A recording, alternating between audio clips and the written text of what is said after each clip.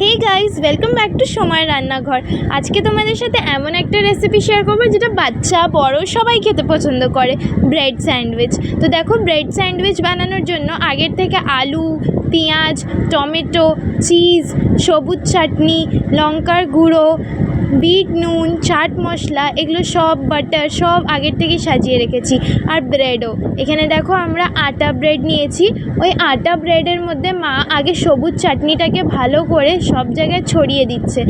সবুজ চাটনির রেসিপিটা আর আলাদা করে শেয়ার করলাম না তোমাদের সাথে। যদি তোমরা বলো তাহলে আমরা আবার করে সবুজ চাটনির রেসিপি তোমাদের সাথে শেয়ার করব। তারপরে দেখো, এখানে আরেকটা আলাদা করে ব্রেড নিয়েছে। ওটার মধ্যে গোল গোল করে পিস করে কেটে রাখা টমেটো, গোল গোল করে কেটে রাখা পেঁয়াজ আর আলু দিয়ে ভালো করে ওটাকে সাজিয়ে নিচ্ছে। এগুলো কিন্তু একদমই ভাজা নয়, একদমই মানে আনহেলদি যেটা বলে সেটা না, একদমই হেলথের জন্য ফিট স্যান্ডউইচ হচ্ছে, আর খেতেও অসাধারণ। তারপরে দেখো, এইখানে লাগিয়ে দেওয়া হলো ব্রেডটা, এটার মধ্যে বন্ধ করে দেওয়া হলো। দেখো, এখানে এটার মধ্যে বিট নুন দেওয়া হলো। আগে বিট নুন দিতে হবে, তারপরে চাট মশলা দিতে হবে, তারপরে লাল লঙ্কার গুঁড়ো দিতে হবে, তারপরে দেখো দুটো ব্রেডের মধ্যে আমরা আগে তোমাদেরকে করে দেখাচ্ছি। তারপরে কিন্তু তোমাদেরকে চিজ গ্রেট করে দিতে হবে। দেখো, চিজটাকে এখানে গ্রেট করে দিয়ে দিচ্ছে মা। রেসিপিটা যদি তোমাদের ভালো লেগে থাকে তো অবশ্যই কিন্তু একবার নিজেদের বাড়িতে ট্রাই করে দেখো। বাচ্চারা তো অনেক ভালোবাসবে এটাকে খেতে। আর এই বাহানাতে যারা টমেটো খেতে পছন্দ করে না তারাও টমেটো একদম স্বাদ নিয়ে খাবে। দেখো, চিজ দেওয়ার পরে এই সবুজ চাটনি লাগানো ব্রেডটাকে ওটার উপরে ভালো করে দিয়ে দেওয়া হয়েছে।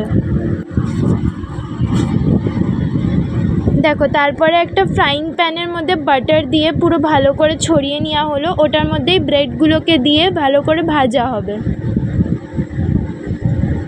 এখানে মা ব্রেডগুলোকে দিয়ে দিচ্ছে ফ্রাইং প্যানের মধ্যে। এটাতে একটু অসুবিধা হতে পারে, সবজিগুলো বেরিয়ে যেতে পারে, তো ভালো করে চেপে চেপে ব্রেডগুলোকে বন্ধ করলেই সবজিগুলো বেরাবে না। আর দেখো, ব্রেডের উপরেও ভালো করে বাটারটাকে দিয়ে নেওয়া হচ্ছে।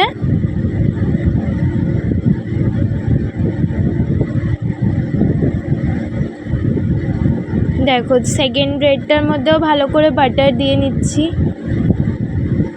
আর আমি লাস্টে একটা এমন ডেকোরেশন করব ব্রেডের মধ্যে যে সবাইকার খেতে খুবই ভালো লাগবে, ইন্টারেস্টিং লাগবে। দেখো, ভাজার পরে ব্রেডগুলোকে ভালো করে পাল্টে উল্টো দিক দিয়েও ভেজে নেওয়া হচ্ছে।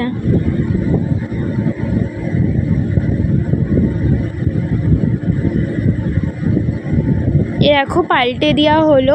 এরপরে উল্টো দিকটাও ভালো করে ভাজবো। ভেজে নেওয়ার পরে সস দিয়ে দেখো আমি কত কিউট স্মাইলি বানিয়েছি ব্রেডের মধ্যে। বাচ্চারা তো খুব পছন্দ করবে এই স্মাইলিটা, আর বড়োদেরও খেতে খুবই ভালো লাগবে। দেখো, ব্রেডটাকে এমনি করে স্লাইস করে কেটে নেওয়া হয়েছিল, আর তারপরে সস দিয়ে সার্ভ করা হয়েছিল। ভালো লাগলে জানিও। আজকের মতো এ পর্যন্তই, টাটা।